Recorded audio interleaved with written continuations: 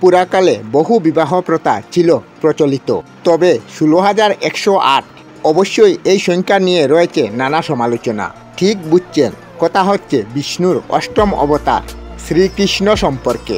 কোনো অস্ত্র ধারণ না করে মহাভারতের গতি পাল্টানোর ক্ষমতা ছিল যার, তাকেও সমালোচিত হতে হয়েছিল বহুবার।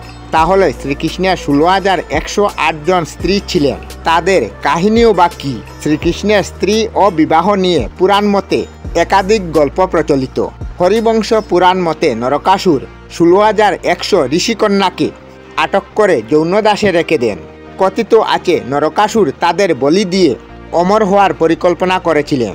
শ্রীকৃষ্ণের কাছে এই খবর পৌঁছাতে নরকাসুরকে বধ করে তাদেরকে উদ্ধার করে নিয়ে পাঠিয়ে দেন, কিন্তু ঋষিকন্যাদের বাড়ি এবং সমাজ তাদের গ্রহণ করেনি। তাই সেই সকল নারীর সম্মান রক্ষার্থে ও সামাজিক স্বীকৃতি দিতে ভগবান শ্রীকৃষ্ণ তাদের প্রত্যেককে বিয়ে করেন। পুরাণ অনুসারে শ্রীকৃষ্ণের পত্নীর সংখ্যা ১৬,১০৮ এবং তাদের মধ্যে প্রধান হলেন রুক্মিণী। তবে এই বিষয়েও নানা মত প্রচলিত আছে। বিভিন্ন পুরাণ অনুযায়ী শ্রীকৃষ্ণের পত্নীর সংখ্যা কখনো ৭, কখনো ৮, কখনো বা ৯। হরিবংশী পুরাণ অনুযায়ী সংখ্যা ৭। তারা হলেন রুক্মিণী, সত্যভামা, জাম্বন্তী, মিত্রবিন্দা, মগ্নজ্যোতি, মাদ্রী ও লক্ষণা। মহাভারত অনুযায়ী পত্নীর সংখ্যা ৮।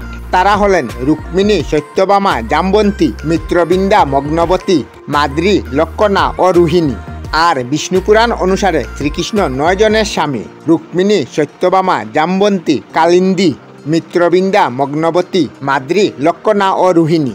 ভগবত পুরাণ অনুসারে শ্রীকৃষ্ণের ৮ জন পত্নী: রুক্মিণী, সত্যভামা, কালিন্দী, জাম্বন্তী, মিত্রবিন্দা, মগ্নজ্যোতি, দগ্ধা, লক্ষণা।